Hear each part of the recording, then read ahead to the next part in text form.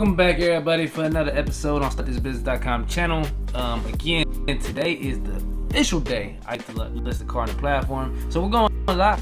Today's the day we're gonna make some money, man. After all these days, I put money out there all the time. Since I purchased a car that I put into this, I finally get to put it out there, and hopefully we can start making some money. So, as promised, I did say I'm gonna record the entire process. So that is exactly what I'm gonna go ahead and do. So I created a profile. Once you do create a profile, this is going to be the screen that you come to. I created a profile. You do have the option to create a driver profile and an owner profile. Obviously, I'm not driving nothing, so I created an owner profile. And once you create the owner profile, this is exactly what you come to. So you'll see all these zeros. Like I said, I just pretty much opened it. But yeah, hopefully it's going to change very soon once we list this bad boy. So let's go ahead and get started. Let's kind of jump straight into it. Go to add listing. Over here, as you guys can see, this is some things that you need now, which is basic car information, VIN number, which I have. I do have the title right here next to me. So we do have that on deck. Images of the car, I have that saved to the computer as well. So we are good to go. So I have everything. It looks like that I need necessarily to go ahead and get this thing listed and hopefully start getting some clients soon. All right, so let's go start. Hopefully it's not a long drawn out process. I'm hoping it's 7 steps. So it's pretty quick. Pick up address. Again, this is obviously gonna be wherever you decide to. Most people that starting off aren't gonna have car lots, so it's all on you. Obviously, I wouldn't advise people picking it up from your house or your physical location wherever you live. I'm gonna do a public location, so I'm doing a mall in my area that's nearby. I think I'm gonna start off. Hopefully, this is not something that's set in stone or concrete that you can't go back and change. I'm assuming that we can, but for now, I'm just gonna go ahead and leave it at Cumberland Mall. So it's got some of my stuff populated already. VIN number, obviously gonna clear that out for you guys. But yeah, you just put the VIN number in, make, model, all that's gonna come up. The odometer, plate number is optional. Anything's optional. I'm not gonna do it. So if it's saying I don't have to put a plate number in there, alright. I had to copy and paste a description that I already typed out for the car. So that's something, again, description is going to be completely different, whatever you guys want to put for your car. I'm assuming that I'll probably go back and change it, but just for the sake of this video and just to kind of list the car and get something out there, I just put something real quick. But again, depending on the traction, depending on what's going on, I might do some research more just to make my profile look more attractive. I assume that I'll go back and change it, but for now, we're just going to leave it as is. Alright. Protection plan. Alright, so I have some notes with me for the protection plan because I did do a little research and do my due diligence to figure out what protection plan is going to be the best for me. There are obviously 4 different packages. You have the basic protection, the standard protection, the premium protection, and the premium plus protection. For those that might have been older, this is actually new. The premium plus protection, I believe, is new. I believe they only used to have 3, which was the basic, standard, and premium. I think the premium plus protection is something that's actually new. Obviously, every protection plan, they're getting percentage out. So you can see base protection, they're taking 15% because it says you can earn 85%. That means they're taking out 15% on the back end. Premium plus, which is, I would assume, 30%. So you go from 15% to 30%, basically. From the lowest to the is a difference of 15%. If you look at some of these things, and this is also going to depend on your vehicle as well too. So again, whatever I decide to choose, I'm going to give you guys a reason why I'm choosing it and why I'm going this route. However, it's going to be something completely up to you guys to really, what you feel comfortable with. I want you to make your own decision based on your vehicle as well. So for this, for example, this is a $3,000 deductible per accident on the basic plan. $3,000 is a lot of money for a deductible. I mean, especially on my car. The car that I got that I'm putting on this platform is only $8,500. $3,000, you can have an entire, fender bumper, fall off, and pretty good significant damage to a vehicle, and still not pay $3,000. We want to make sure that we are protected and understand the difference between the insurance packages. It's going to happen, so please let's not act like it's not. So that's why I'm saying I wouldn't just go for the base protection. So again, I see $3,000 deductible. That means basically anytime something happens to this car, to go ahead and to get it covered, you're gonna have to come out your pocket $3,000. And like I said, most accidents and most damages to my car, to this car that I'm listing on this platform, is not gonna be $3,000. So that, before I even go further, I'm pretty sure again that is not something I'm gonna do. However, just to name some of the other things, you see they cover up to $30 of your cleaning reimbursement, up to 65% in gas reimbursement, and up to 65% mileage overage reimbursement. So gas reimbursement, obviously, if you get a car and you give someone a car and it's on full, and you get a car that's on an F, or you get a car that's on E, a completely empty back, they will cover you up to 65% of that gas. So obviously, to me, I want 100%. That's 65%. Mileage over, if you do have a mileage a limit on your car, so say for example, someone is renting your car for a couple days, and you say, hey, for these couple days, these are the amount of miles you can't go over this amount. If they do go over, if they do go over that amount, then you can charge them per mile. This is basically saying they will cover 65% of that. So again, you go to the next one, which is the standard protection plan. Standard protection plan is 80%. So that means they're taking 25%. So now you can kind of see they're going from 15%. Now they're going up to 20% for the standard protection plan. The numbers are going in the right direction. So it's a $2,500 deductible. Still pretty high, especially for the situation. $25,000 for that's still pretty high for a deductible and some damages. So again, it's still going in the right direction. As you can see, the cleaning reimbursement is up to 50, 80% is up to $50, which is pretty much basically, most cleaning, that's pretty much 100% for most cleaning jobs. $50, I don't know too many people that are spending more than $50 every time they get car washed, especially for something as basic as a Nissan Versa. Up to 80%, still not at 100%. It's better than 65, but it's still not 100%. Same with the mileage over. So that's your standard, and once again, that's them taking 20%. The next is the premium protection plan. That number, $1,000 deductible. So now we're starting to get into numbers, to me, that's making a lot more sense and sound a lot more attractive to what I'm trying to do. So $1,000 deductible. Obviously, there's still quite a few things that can happen under $1,000, but that is a lot better than $2,500 and $3,000. A lot better. There's still some things where obviously your car is not going to be totaled or on the verge of being totaled, or even to the point where you may consider, exiting your car out if it goes over this amount. So that's good. So I'm good with that. Up to $60. Boom. Again, pretty much it's going to cover everything. Anytime I need a car wash or any cleaning reimbursement done to the car once I get it back, that they're covering up to $60 worth. 85% with the gas, 85% mileage. Here's something that you didn't see on the other two, which is actually more, again, very important. 85% of the impound fee reimbursement. So if someone has your car, or whoever you're renting your car out, and the car gets impound, they are going to cover up to 85% of that fee, which is as you can see, the other ones didn't have that option. So if your car gets impounded, you're paying that impound fee. That's not something necessarily that is on the driver. If your car gets impounded, you will be responsible for the impound fee. So it makes sense to have something to cover that. So this one is 85%. Other options don't have that. You're 100% responsible for that. Here's another thing that you don't see on the standard and basic protection plans is the up to $250 lost key replacement. It's 2021. I know my personal cars that I've had, the key replacement, those things get up to like $400. Like, they're not cheap at all. Luckily on this Nissan Versa, it is a basic, just a basic key actually.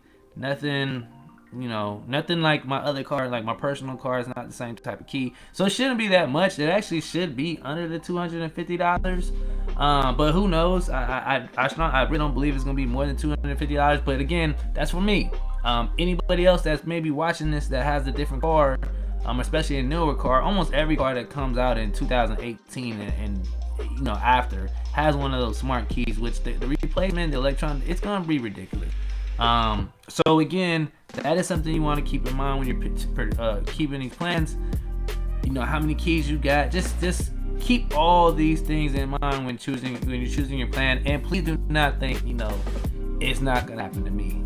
Don't think like, what, I don't want to pay the extra money, because what's the chances of somebody lose my kid? What's the chances of these accidents? Like, don't just, like, again, be smart when you're making these decisions.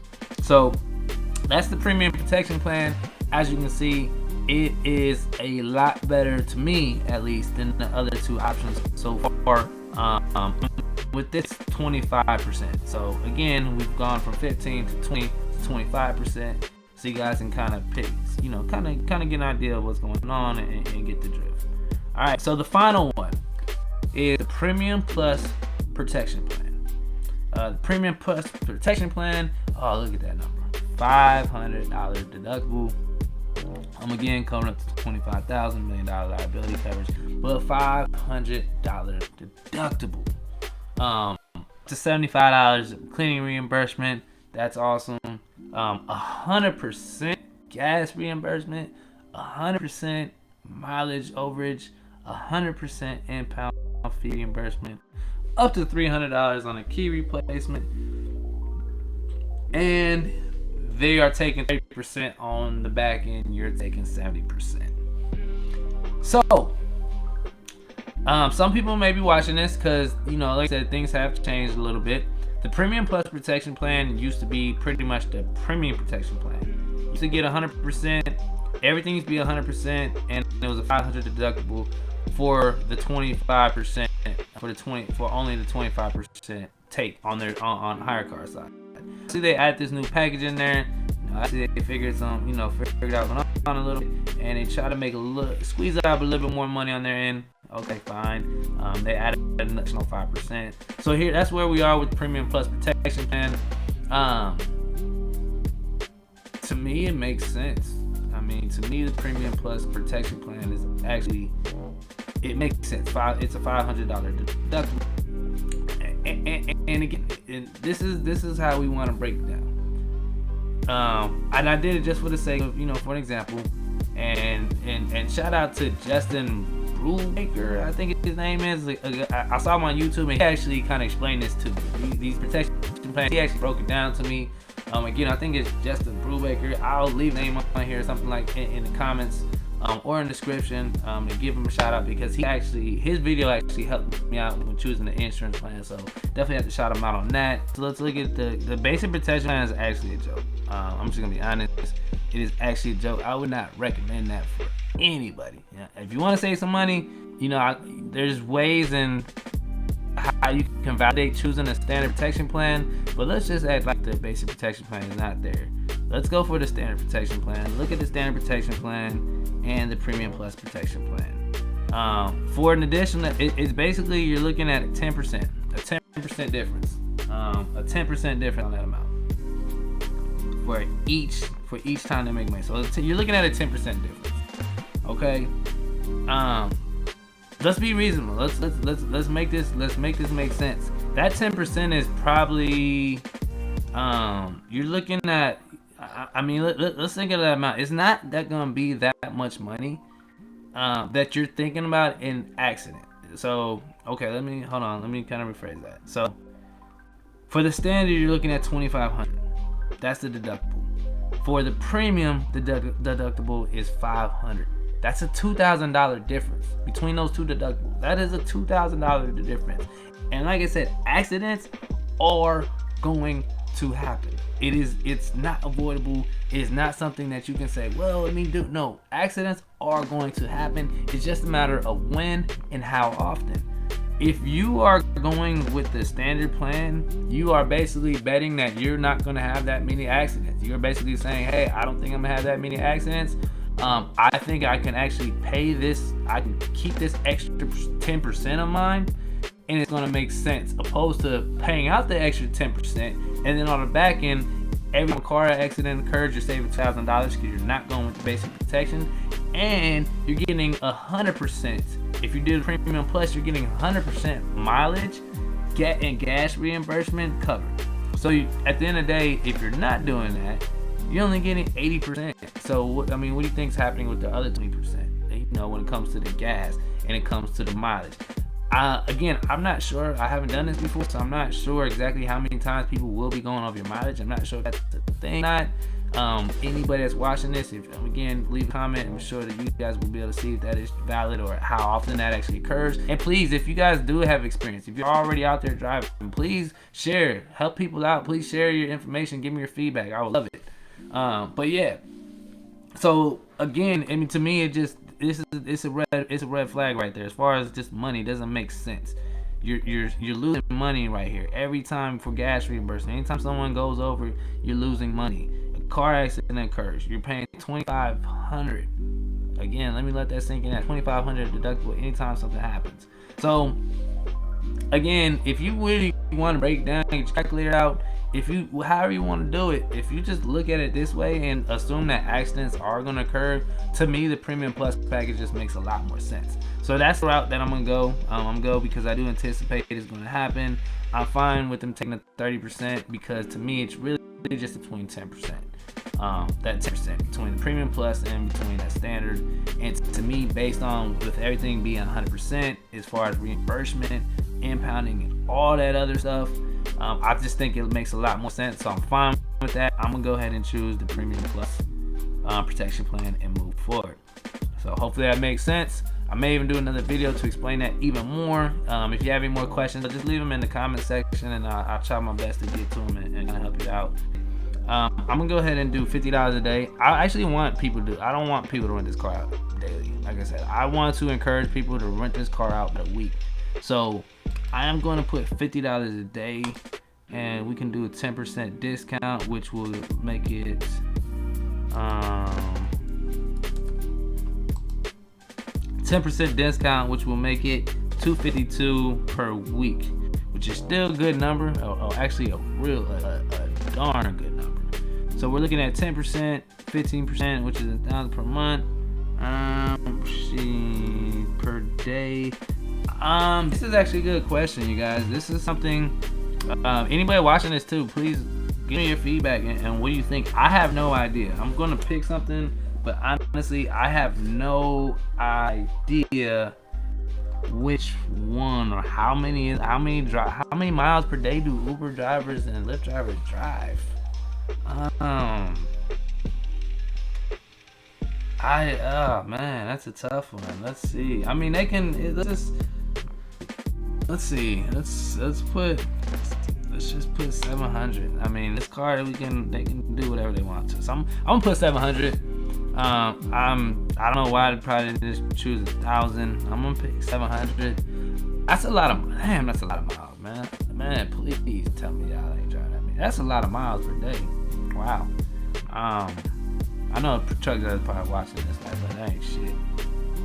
Yeah, I'm gonna go with 700. That's what we're gonna go with. Hopefully, I think I can go back and change this at any time. We made some suggestions.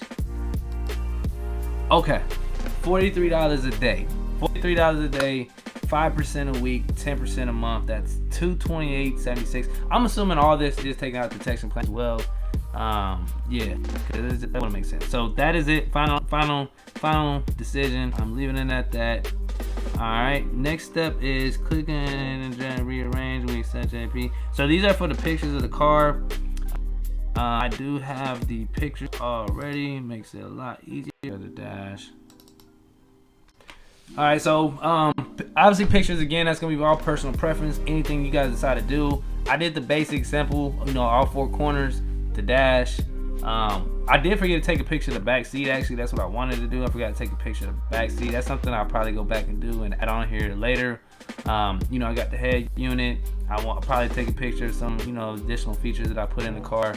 But yeah, I just kept it real simple. Again, let them see the odometer and everything on there. Make sure there's no check engine lights on there. Let them just get an idea of the car real clean car. Didn't want to really spend too much time on that, so I have the pictures. Like I said, you guys put as many pictures as you want. I'm going to be fine with this. However, I will add a backseat picture. I don't think it's necessary for me to really show the engine or anything like that. So yeah, I just think I'll be fine after I add a backseat image. Okay, so let's see. Here are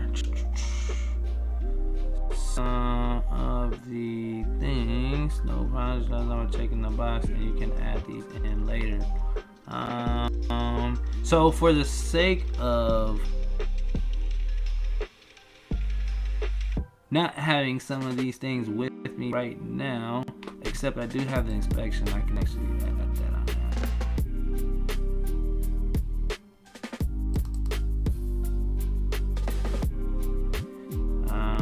I hope they didn't send me one for HyreCar. I hope that works. So when I got my inspection, they sent me this one. They sent me one for Lyft and Uber. They didn't send me one for HyreCar, so I hope this works. I hope I can use this. I'm gonna go ahead and upload that. Okay, so it says you successfully created a listing but cannot receive payment until you set up your HEH form. Would you like to complete the HEH form now? So I'll go. Let's see what it actually looks like, so you guys have an idea. Okay, so it's very simple. So actually, gonna ask you your first, last name, date of birth, social security number, your business. I'm gonna put I do have a business, so I'm gonna run this through my business using my tax ID, number, payment information, show routing number. Okay, cool. So very simple. So basically, this is all I have to do. Once I fill all this stuff out, put all that information in there, my listing will be live, which I'll be doing here very shortly. So okay, eventually you guys will be able to see that.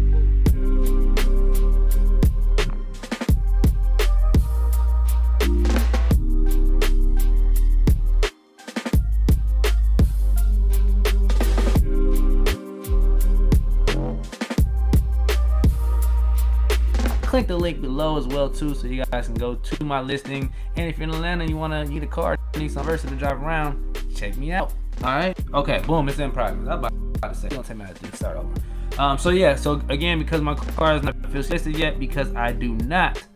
Once again, I do not have HEH my payment. So of course, I need to get paid. I don't have that process set up yet where it goes straight into my account. So as soon as I do that, all I have to do is do that, and I think it will take me out of. Oh, and they have to review my documents as well. So once again, once you do submit your documents, it's not like just get pre-approved or you get pre-approved right then. Or I see keep saying pre-approved. It's not like you get approved right then and there. Once you submit your documents, obviously they do have to be verified, and that is your registration, your insurance,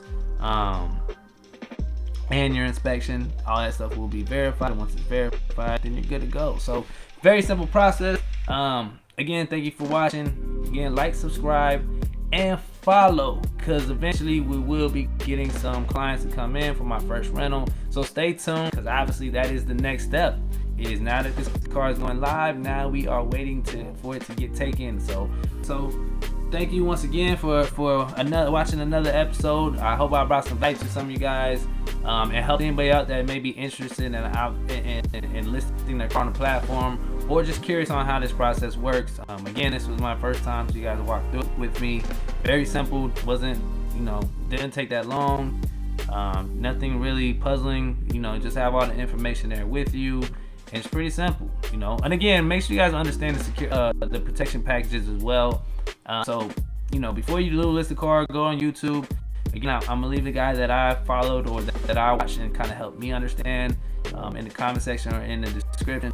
Yeah, do your research. Make sure you guys understand protection plan. That's about the only thing that I would say takes some thinking. Everything else you guys should already have, and kind of just walk you through the process like that. All right. So again, appreciate y'all coming through. Make sure you like, subscribe to stay tuned, and let's wait till get to this. I'll stay tuned and keep you guys updated when we get this very first rental. All right. Till next time. Peace.